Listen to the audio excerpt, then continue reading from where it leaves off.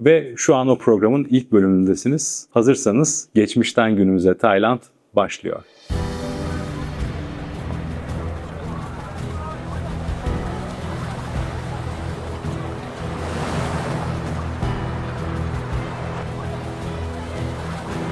Bugün 13 Nisan 2026 ancak Tayland için durum biraz daha farklı. Tayland'da bugün 2570 yılı, hatta bu yıla bugün girdik. Bugünü çok özel yapan bir ayrı etkinlik daha var.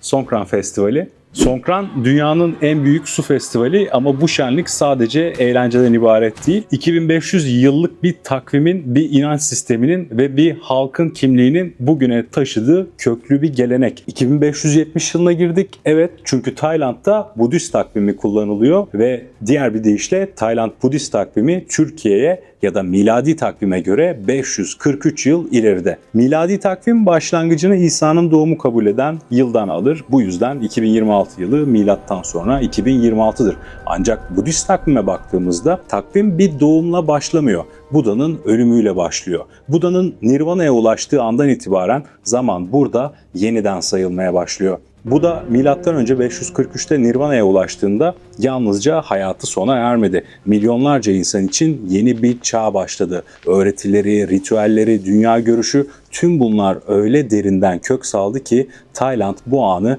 takviminin sıfır noktası olarak belirledi ve zaman o andan itibaren yeniden sayılmaya başladı. Buda'nın takvimiyle tarihte her ne kadar sıfır noktasına gitsek de Tayland ve Taylandlılar için tarih bunun çok daha öncesi bir döneme dayanıyor.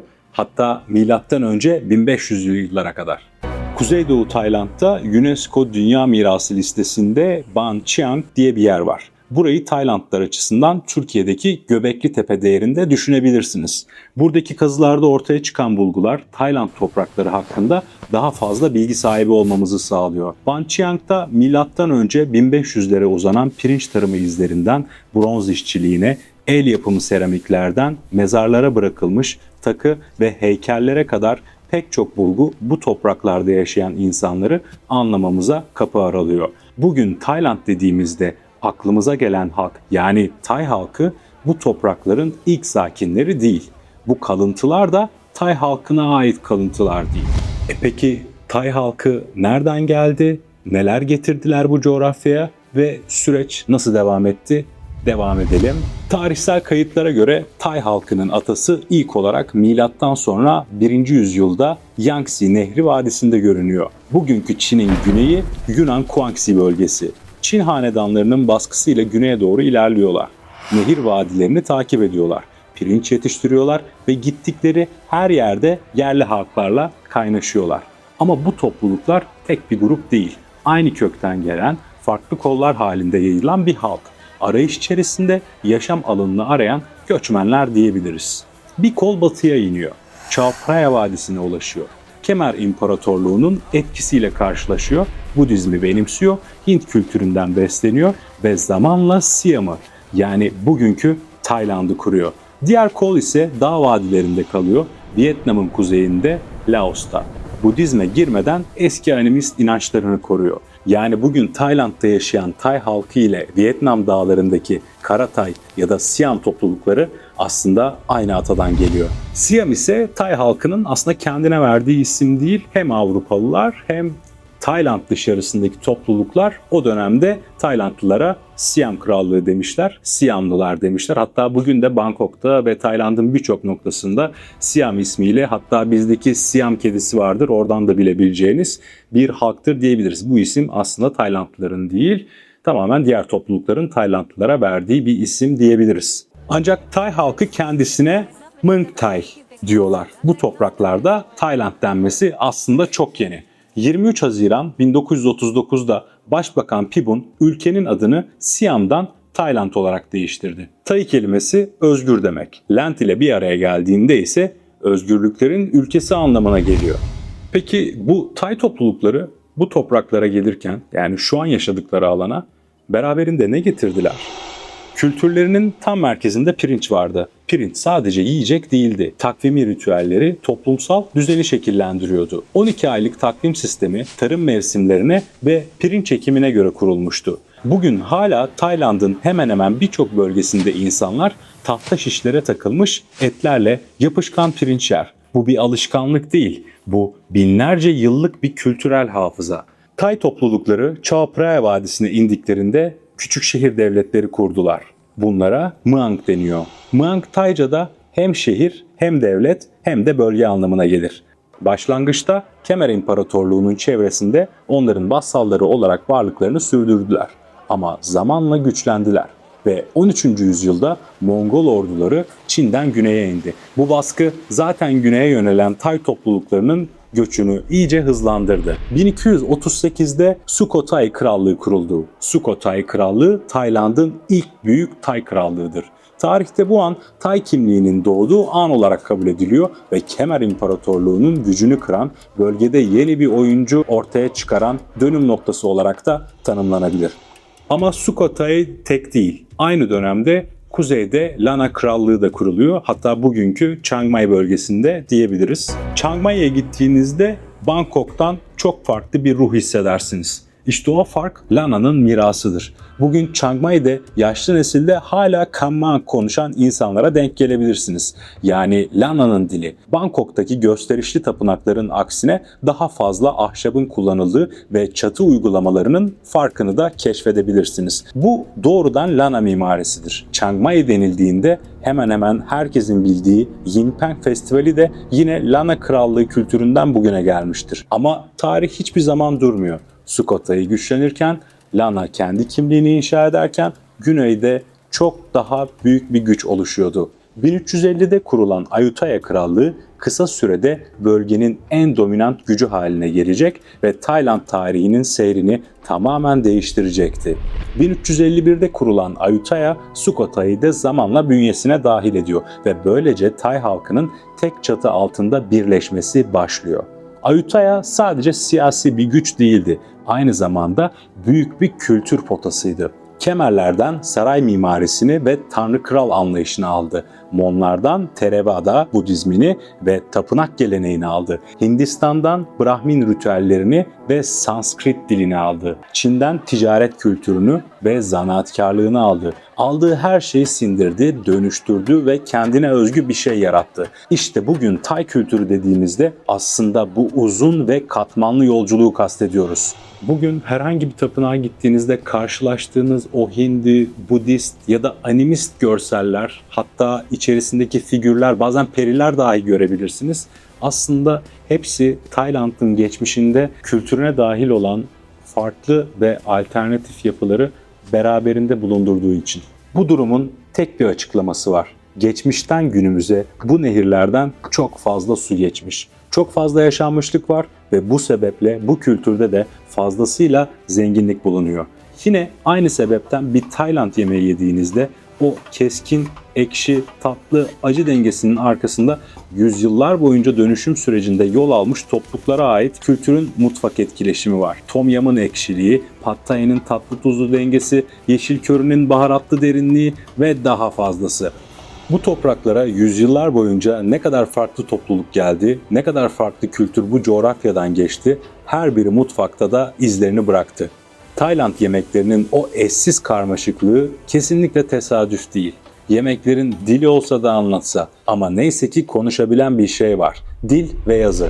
Her ne kadar çoğumuz Tayca'yı telaffuz ederken zorlansak ya da Tayca öğrenme hevesimiz geldiğinde bir başlayalım desek de ardından tamamını getiremediğimizi hissetsek ya da çoğunluğu için böyle en azından benim için zorlanmak oldukça normal. Çünkü Tay alfabesi de bu topraklar gibi tek bir yerden gelmiyor. 1283 yılında Kral Ram Khamhaeng tarafından resmileştirilen Tay alfabesinin harflerinin tarihçesini araştırdığımızda Mon yazısı, Kemer yazısı ve beraberinde Hint kökenli Brahmi alfabesinden kullanımları görebilirsiniz. Bu kadar fazla kültür ve tarih bulunduran bu alfabede 44 sessiz harf, 32 sesli form ve 5 farklı ton var. Ve bazı harfler tamamen aynı sesi veriyor. Dil konusuna girip aklınızı kesinlikle karıştırmak istemiyorum.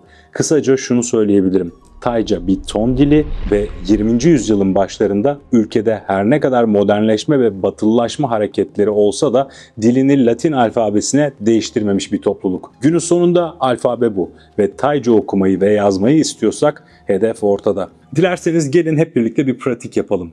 Burada ne yazıyor? Okuyabiliyor musunuz? Burada Muay Thai yazıyor. Muay Thai sadece bir spor değil. 8 uzvu kullanan yüzyıllık bir dil ve bir dövüş sanatı.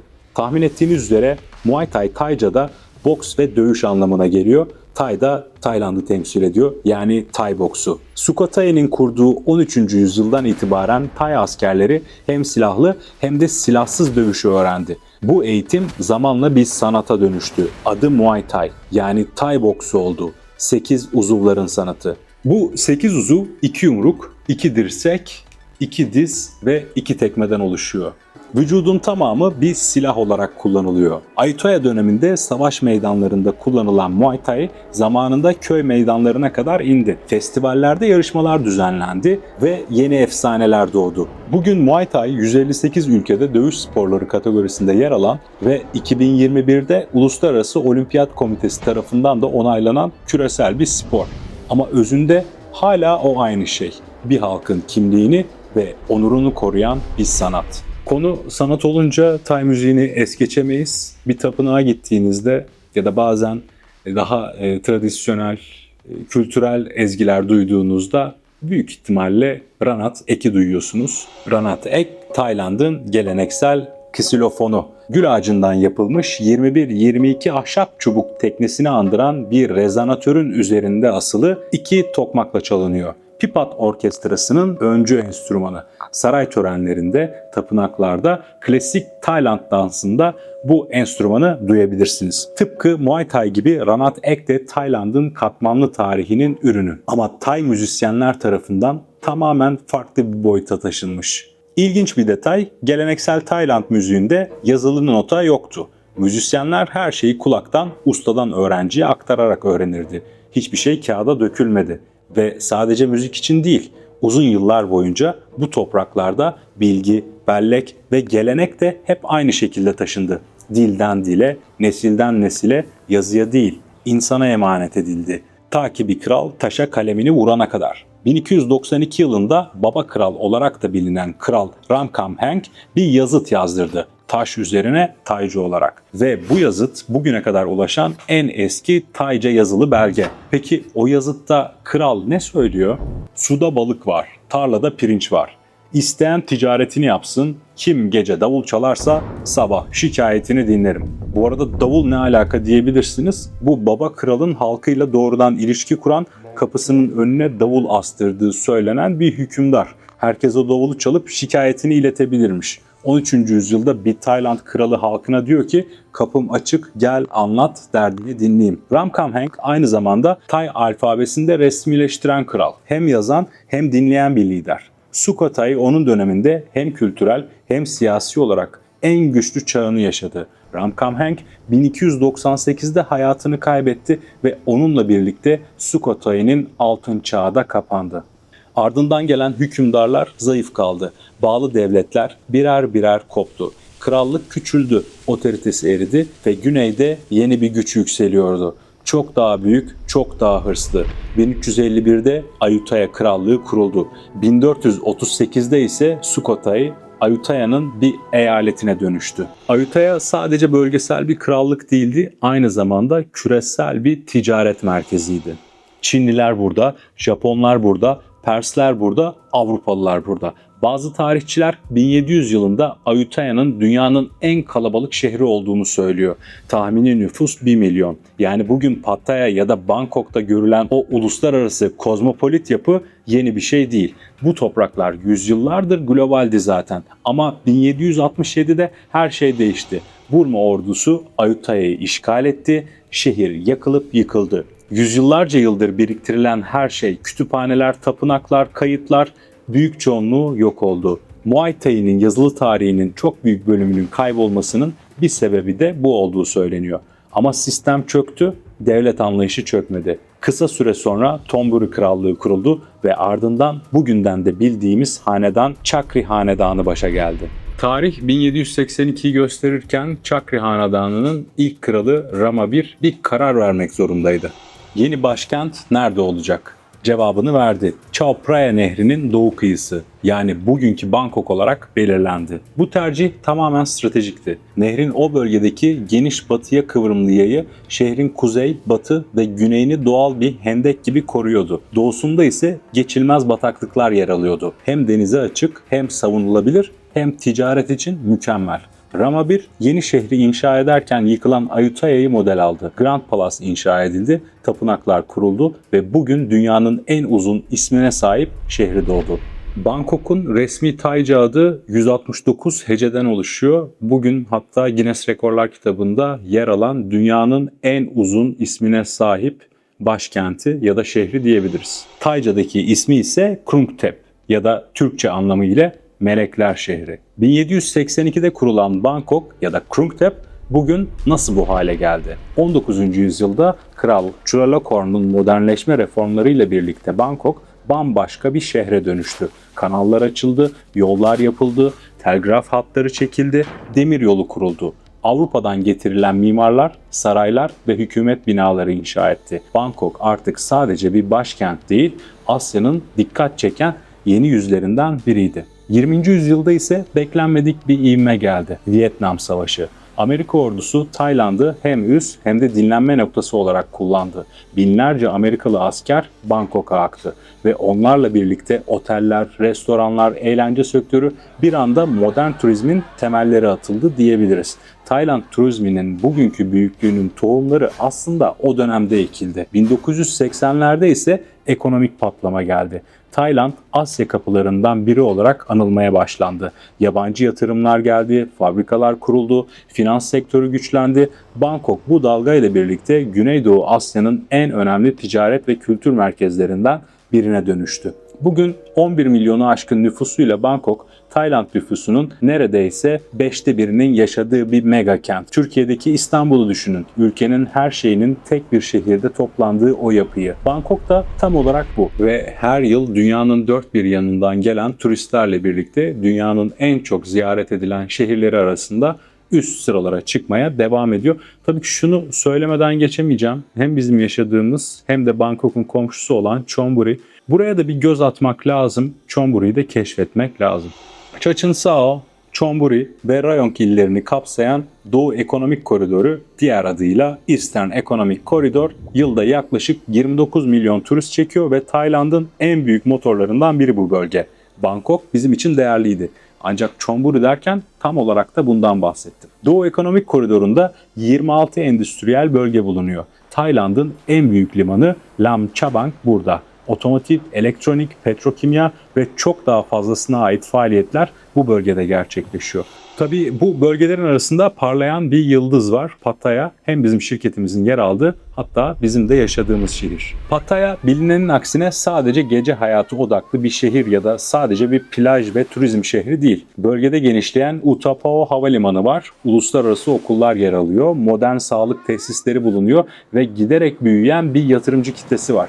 Dünyanın en prestijli golf sıralaması Golf Diggers'a göre Siam Country Club Old Course, Tayland'ın bir numaralı golf sahası. Ve sadece Tayland'da değil, dünyanın ilk 100 golf sahası arasında ve bu golf kulüpte Pattaya'da bulunuyor. Sevgili golf severlere de buradan duyurmuş olalım. Yani Pattaya bugün hem yaşam kalitesi hem de stratejik yatırım açısından oldukça değerli bir noktada yer alıyor ki bununla ilgili daha önce onlarca video kanalımızda paylaşmıştık. Daha fazla bilgi almak için yatırım konusunda ve stratejik ekonomik yaklaşım konusunda paylaştığımız soru cevapları kanalıma gidip izleyebilirsiniz. Tıpkı Bangkok'un 1782'de stratejik nedenlerle kurulması gibi Chonburi ve Pattaya da Tayland'ın geleceğinin inşa edildiği yer olarak öne çıkıyor diye düşünüyorum. Bu arada geçmişten günümüze Tayland'da birçok konudan bahsettik ancak eğlenceye yer ayıramadık. Biliyorsunuz 2026 Aralık ayında bir festival var. Adı Tomorrowland. Tayland, Pattaya'da gerçekleşecek. Burada bu lokasyonda gerçekleşecek bu festival. Festivale giriş yapabilsin ya da yapamasın bu tarih aralığında dünyanın dört bir yanından turistin buraya geleceği bekleniyor. Bu arada Tomorrowland Tayland ile önümüzdeki 5 yıl için bir anlaşma yaptı ve paylaşılan haberler doğrultusunda Tomorrowland'in Tayland ekonomisine yaklaşık 21 milyar baht katkı sağlanması bekleniyor. Tomorrowland kesinlikle güzel, keyifli ve yıllardır dünyada kendini kanıtlamış bir festival. Ancak 50.000 kişi limiti var. Şimdi çok daha büyük bir festival var ve her yıl yeni yılın başlangıcında kutlanan ülke çapında belki dünyanın en büyük su festivali diyebileceğimiz Songkran. Her yıl 13 Nisan'da yani Tayland'ın yeni yılında sokaklarda milyonlarca insan yeni yıl için bir araya geliyor ve bugünün adı, tekrar söylüyorum, Songkran. Aslında Songkran Tayland'ın en köklü ve en anlamlı festivallerinden biri. Ama işin ilginç tarafı bu festivalin temelinde eğlenceden çok daha fazlası var. Önce kelimenin kendisinden başlayalım. Songkran Sanskritçe'de Sankrati kelimesinden geliyor. Yani güneşin bir burçtan diğerine geçişi. Ve bu geçiş Tayland'ın geleneksel takviminde Koç burcuna girişe denk geliyor. Yani bir yılın bitip yenisinin başladığı an. Kısacası Songkran sadece bir festival değil, astronomiye dayanan bir yeni yıl kutlaması. Güneşle, ayla ve mevsimlerle kurulan binlerce yıllık bir bağın sonucu. Bu geleneğin kökleri ise Tayland'dan çok daha eski. Hindistan'daki eski bahar ve hasat festivallerine kadar uzanıyor. Zamanla ticaret yolları, kültürel etkileşim ve Budist keşişler sayesinde Güneydoğu Asya'ya yayılıyor. Ve yüzyıllar içerisinde Kemer İmparatorluğu bu geleneği benimsiyor ve oradan Tay halkına geçiyor. Bugün ise sadece Tayland'da değil, Kamboçya, Laos, Myanmar ve hatta Hindistan'ın bazı bölgelerinde bile farklı versiyonları kutlanıyor. Yani Songkran tek bir ülkenin değil, koca bir coğrafyanın ortak kültürü diyebiliriz. Ancak burada öne çıkan kesinlikle Tayland oluyor. Peki herkesin merak ettiği soru, bu su savaşı, su tabancaları nereden ortaya çıktı? Tabii ki dönemin birbiri ardından getirdiği bazı ritüellerin dönüşümü. Ayutthaya döneminde kral törenler düzenler, Buda heykellerinin üzerine yavaşça saygıyla kokulu su dökülürdü. Halk da aynı şekilde büyüklerinin ellerine su dökerek onlara saygı gösterirdi. Bu ritüelin adı Songnam-pra ve bu gelenek bugün hala tapınaklarda devam ediyor. Ama zamanla o nazik su damlaları biraz daha özgürleşti, serpintiye dönüştü, sonra eğlence, sonra şakalaşma ve en sonunda bugün bildiğimiz o devasa su savaşlarına. Tabi burada Tayland ikliminin de büyük etkisi var. Çünkü Tayland'da Nisan ayı ülkenin en sıcak olduğu aylardan biri. Hava 40 derecelere kadar çıkıyor. Hissedilen bunun çok daha ötesinde. Tabi hava bu kadar sıcak olunca, o havada size biri su sıkınca buna sinirlenmek yerine eğleniyorsunuz. Hatta keyifli oluyor diyebiliriz. Ve bu da zamanla tabii karşı konulmaz bir geleneğe dönüşüyor. Ama Songkran sadece eğlence değil, aynı zamanda Tayland'ın en büyük aile bayramı. Bu dönemde milyonlarca insan memleketlerine geri dönüyor, aileler bir araya geliyor, evler temizleniyor, yeni kıyafetler giyiliyor, büyükler ziyaret ediliyor. Günün sonunda bu bir yılbaşı, dolayısıyla bir araya gelmek kültürün bir parçası. Ama şöyle düşünün, bunun üstüne bir de sokaklarda herkesin birbirine su attığı bir atmosfer ekleniyor. İşte Songkran tam olarak bu. Hem bir araya geliş, hem bir eğlence, hem büyüklerle ziyaret, hem yeni yıla giriş, hem de tamamen kendi kültürlerinden oluşmuş ve bugüne evrilmiş bir gelenekle. Ben aşırı keyifli ve eğlenceli buluyorum.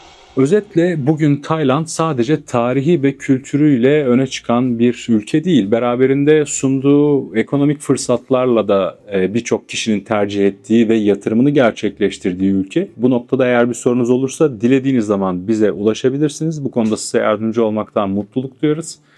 Bunun dışında birçok konudan bahsettik. İlk video için bu kadar içeriğin yeterli olduğunu düşünüyorum. Beni dinlediğiniz için çok teşekkür ederim. Eğer Tayland'daysanız ya da Songkran videoları izliyorsanız bile yeni yılınız kutlu olsun. 2570 herkese güzellik, mutluluk, keyif, huzur, sevgi, ne arıyorsanız onu versin.